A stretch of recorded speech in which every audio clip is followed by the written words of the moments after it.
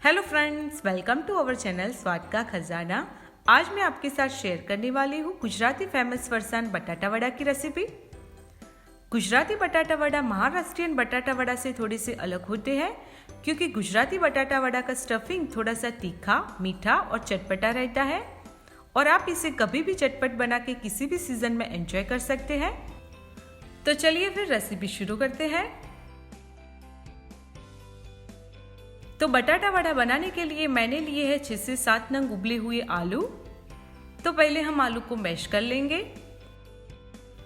तो हमेशा आप बटाटा वड़ा बनाने के लिए आलू अच्छे से ठंडे करके ही लें, इसलिए यहाँ पे मैंने आलू को 1 घंटे पहले ही उबाल के रखा था क्योंकि अगर हम गरम आलू यूज़ करेंगे तो उसमें मॉइस्चर ज़्यादा होता है, इसलिए स्टफिंग थोड़ा सा सॉफ्ट बनेगा। तो आलू हमारे मैश हो गए हैं। अब बारी आती है इसमें सारे मसालों की। तो मसालों में डालेंगे 1 चम्मच धनिया जीरा पाउडर, आधे चम्मच लाल मिर्च का पाउडर, 1/3 चम्मच काली मिर्च का पाउडर और 1/3 चम्मच दालचीनी का पाउडर। आप इसकी जगह 1/3 चम्मच गरम मसाला भी ले सकते हैं। फिर डालेंगे थोड़ा सा नमक, 2 चम्मच पीसी हुई चीनी और साथ ही में डालेंगे 1 नींबू का रस। आप नींबू के रस की जगह आमचूर पाउडर भी ले सकते हैं। तो बटाटे वड़े थोड़े से तीखे, मीठे और चटपटे होते हैं, लेकिन आप इसमें चीनी और नींबू के रस की क्वांटिटी अपने टेस्ट के अकॉर्डिंग कम ज़्यादा भी ले सकते हैं। इसके बाद मैंने लिया है 2 चम्मच तेल। फिर तेल गर्म होने के बाद डालेंगे 1/4 चम्मच हींग और 3 से 4 कटी हुई हरी मिर्च। फिर हरी मिर्च को लो फ्लेम पे थोड़ा सा फ्राई होने देंगे। इसके बाद डालेंगे 2 बड़े चम्मच क्रश किए हुए मूंगफली के दाने।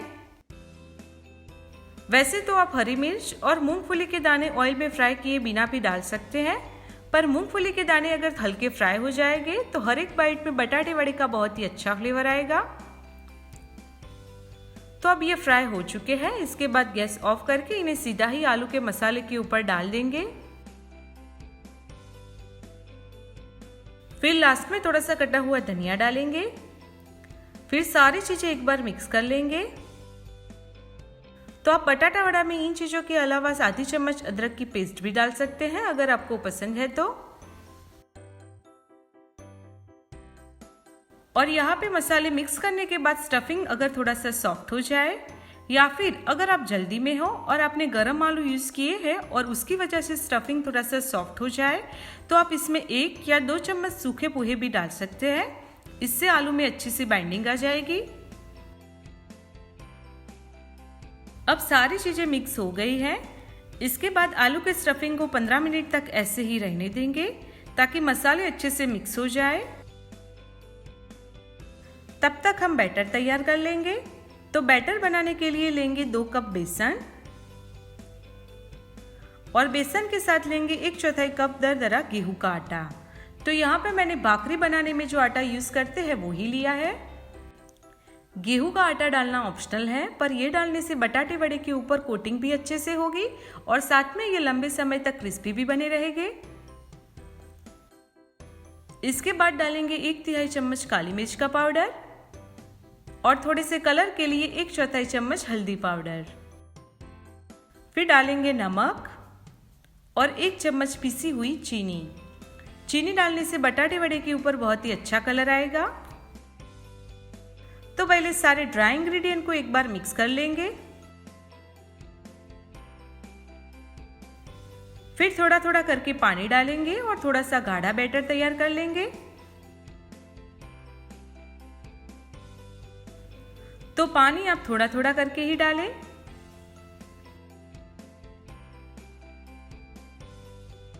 तो बैटर हमारा ऑलमोस्ट रेडी है। इसे हम 1 से 2 मिनट फेंट लेंगे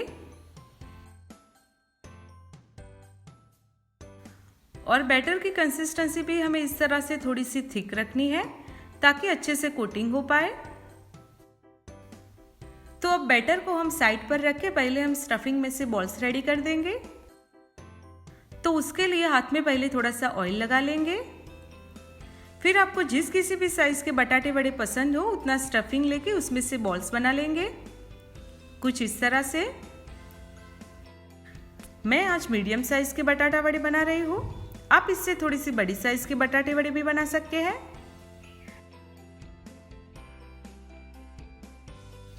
तो स्टफिंग में से मैंने सारे बॉल्स रेडी कर दिए हैं। अब चलते हैं बैटर की ओर। तो अब हम बैटर में मिलाएंगे 1/3 चम्मच बेकिंग सोडा और बैटर को मिक्स कर लेंगे। तो दूसरी ओर मैंने ऑयल भी गर्म होने के लिए रख दिया है। अब बेकिंग सोडा भी मिक्स हो गया है। अब डालेंगे 1 चम्मच गरम तेल और तेल को भी बैटर के साथ मिक्स कर लेंगे। तो यहाँ पे बेकिंग सोडा और गरम तेल बटाटा वड़ा फ्राई करने के जस्ट पहले ही मिला है। तो बैटर हमारा रेडी है। इसके बाद पहले हम ऑयल चेक कर लेंगे। तो उसके लिए थोड़ा सा बैटर चम्मच में लेके ऑयल में डालेंगे। तो ये डालते ही ऊपर आ गया है, यानी कि ऑयल अच्छे से गर्म है।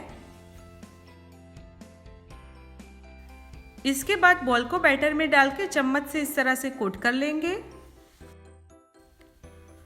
और एक्स्ट्रा बैटर इस तरह से निकाल के बटाटा वड़ा को सीधा चम्मच से या फिर हाथ से ऑयल में डालेंगे। तो ये पहला तरीका है। और दूसरे तरीके में बॉल को डायरेक्ट बैटर में डाल के बिना चम्मच से भी सीधा कोट कर सकते हैं। तो अब इन्हें सीधा ऑयल में डालेंगे। तो यहाँ पे बटाटा वड़ा डालते वक्त हमें फ्लेम मीडियम ही रखनी है और यहाँ पे हमें इस बात का खास ध्यान रखना है कि बटाटा वड़ा को ऑयल में डालने के बाद तुरंत ही पलटना नहीं है, वरना ये बिखर सकते हैं। इसलिए हमेशा इनका ऊपर का लेयर थोड़ा सा सेट हो जाए, इसके बाद ही इन्हें पलटाएं। इसके बाद बटाटे वड़े को बीच बीच में चलाते हुए मीडियम फ्लेम पे लाइट गोल्डन ब्राउन होने तक फ्राई कर लेंगे। बटाटा वड़ा को फ्राई होने में ज़्यादा टाइम नहीं लगेगा, ये 2 से 3 मिनट में ही फ्राई हो जाएंगे।